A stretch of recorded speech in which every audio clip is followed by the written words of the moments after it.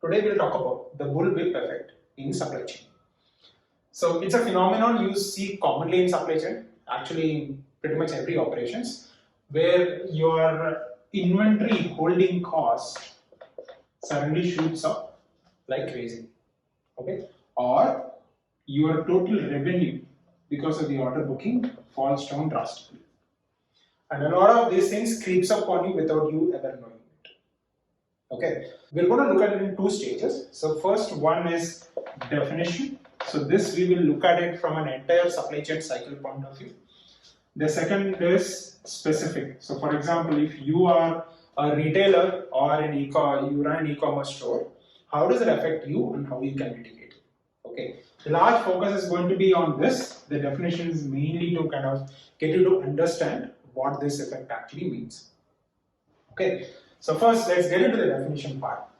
So imagine that you run a retail store. Let's say you sell t-shirts. Okay, so you sell t-shirts, you run a retail store or an e-commerce store. Okay, now you are the seller. Then you have the next person is the distributor. The third person is the manufacturer. And the last person is the raw material provider. Okay, so you have four, like a very, very simple supply chain structure. We have four levels of this. Now you face the customer. Let's say the customer, suddenly you see that you typically do about 1,000 orders a month. Alright, and you typically hold about 3 months of inventory, which is about 3,000 orders. And whenever you place an order, you place about 10,000 orders, okay, to the distributor. So this is just to make sure that you're holding enough inventory to kind of run through your entire cycle. Now, let's say the order volume for a given month goes up from 1,000 per month to about 2,000 per month, and you started noticing in the last 10-15 days, and this seems like a pattern. Okay, so you make a choice that, hey, anyway I have to make an order. I typically make about 10,000, but why don't I, just to be safe, make about 20,000 more units, because I know the market has actually gone up. Okay, so now the 20,000 units lands at the distributor, and the problem is the distributor hasn't accounted for this 2x increase in volume. And also, just like you, a couple of other retailers would have seen that there is an increase in demand and they have placed additional orders of 20,000. As a very simplistic case. Now the distributor sees this, he places an order to the manufacturer, and he doesn't place the order to the manufacturer just for the 60,000 quantity, because he knows that if it happens again, he'll have to again place another order for 60,000. So round it off, and he's going to place about 100,000 orders to the manufacturer. Now the manufacturer does very similar things. He'll have requests coming from multiple distributors. He'll also want to make sure that he doesn't keep going back to the raw material provider for new orders. So he kind of rounds it off and probably does about 500K. Right? So now a small increase at the customer level has really large effects on the entire supply chain. Okay. So this, what it leads to is that, let's say in the next month, the demand goes back to 1,000 orders a month. It just kind of stabilizes. Now the distributor is going to call him and say that, hey, I'm going to give you the 2,000 orders you ordered, 20,000 orders you ordered, but you as a retailer, you don't need that quantity anymore. So you're going to simply push back and say, no, let's stick to the original amount, which is just 10,000. Now this guy has additional inventory, which is 10,000 at your level. Probably of the three of them, you have 30,000. Right? Similarly, you go to the manufacturer. The manufacturer also needs to provide only probably 30,000. That means the manufacturer is stuck with extra 70K.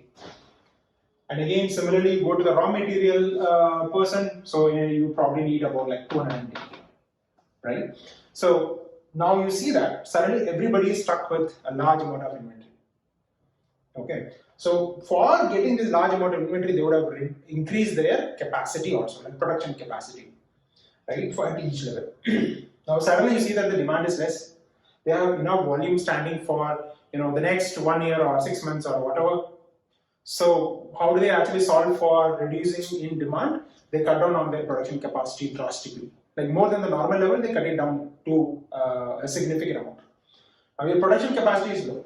Let's say this inventory runs. So this person again places a normal order of 10,000. After a few months, the distributor sees that he doesn't have enough quantity, he places an order.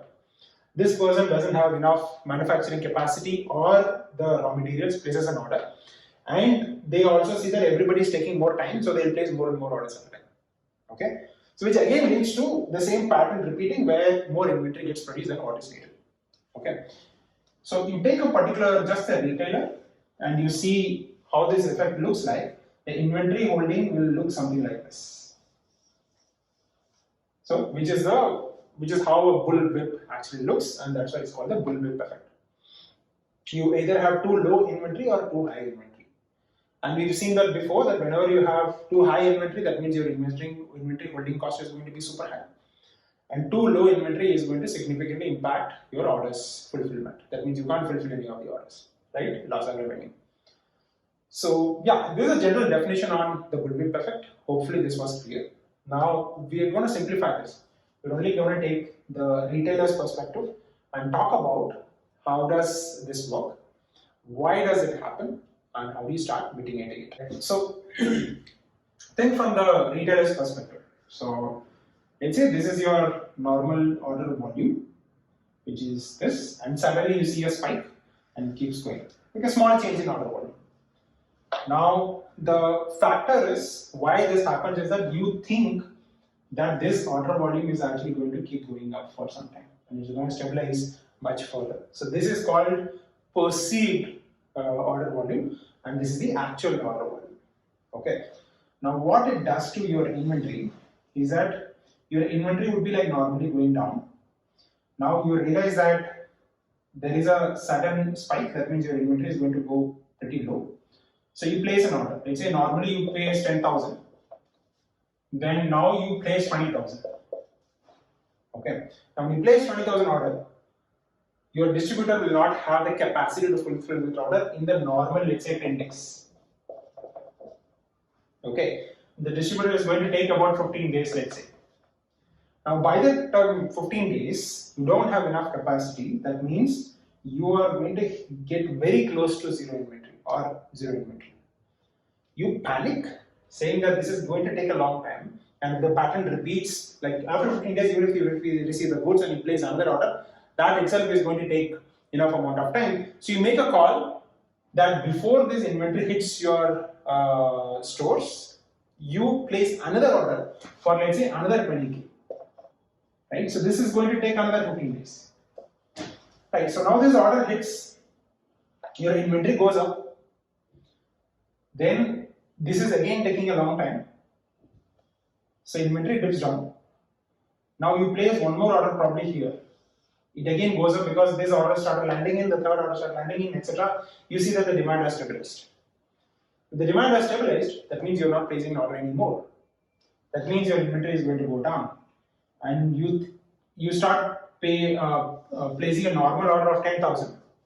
At that time, the distributor has cut down the capacity because there is a lot of inventory existing everywhere, and they again take a much longer time to fulfill, let's say 20 days, even for the smaller regular quantity, because they have cut down their capacity. Again, when inventory goes so close, you panic and place another order, and you see the pattern, right? So this is how the bullwhip effect forms. Okay. Now, the reason why this happens, let's understand this. The reason why this actually happens is because of delays in fulfillment in the supply chain. Okay, like first of all, if you look at how an order gets fulfilled, so you have an order placement delay. Okay, so this delay is, let's say your order volume suddenly goes up. You're not going to decide to place a new purchase order. Your demand suddenly goes up. You're not going to decide that you will place a PO on the very same day. You'll wait for a few days to understand if this is a pattern, right? So that is called an order placement delay.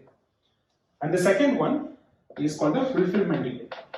Fulfillment delay is basic fulfillment or delivery delay is the delay made by the rest of the supply chain to fulfill your orders. Okay. Now this is not in your control. Only this is in your control. Okay. So the more panicky and the more changes you make to how much order you actually place, the fulfillment is actually going to be so unreliable. And because this takes a long time, by the half of the time your decision making has changed. That means you know the different amount of you know the new amount of order that you want to place, and you disrupt the entire cycle all over again. So it's because of this gap that the bullwhip effect mainly happens. Okay, and often it is impossible for you to know if you are in the middle of an effect. You probably can only look backwards and see whether it has actually happened. Okay, now if this is it, how do we actually avoid this? Okay, avoiding this is not so straightforward, but some basic principles need to be applied. Okay, so the first thing you can do to avoid this is better demand planning. Okay, this cannot be more overstated. So your demand will depend on a lot of other factors. So number one is that it could actually depend on your general seasonal trends. Second is you have your own business cycles. That means certain products, run better through summer, certain products, through Christmas season, could be any of these things. So number three is that, let's say a new product was launched. Number four is that a product has been retired. Or it could be any of the anomalies. It could also be like a slight bump over a week because of something has happened, like let's say election, right? So now, once you understand and plan for this properly, you will not be swayed by sudden increases or sudden changes in your demand. You will actually understand what the regular pattern actually looks like, and you'll pay a lot more attention before placing, before changing your typical order volumes or typical business cycles.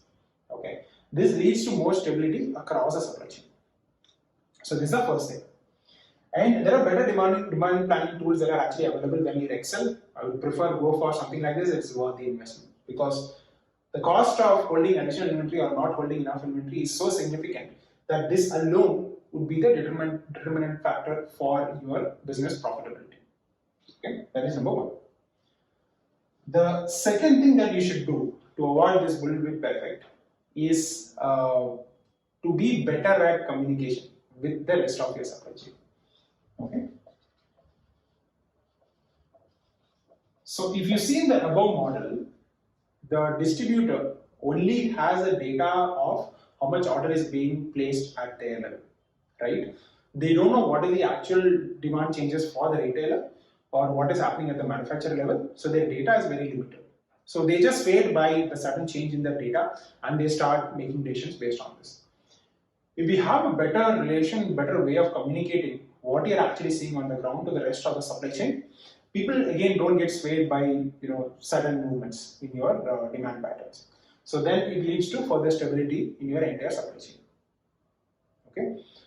So yeah. So hopefully this explains bullwhip effect for you, and you also understood how you can actually mitigate it and why it actually happens in your supply chain. Think about whether this has happened where suddenly over a period of 6 months you see a lot of overstocking and understocking happening at your level. If that is the case, thinking through this particular framework would actually help you quite a bit. That's it. So thank you so much for watching this video, and if you like it, ask us, tell us what more you'd like to know from us. Thank you.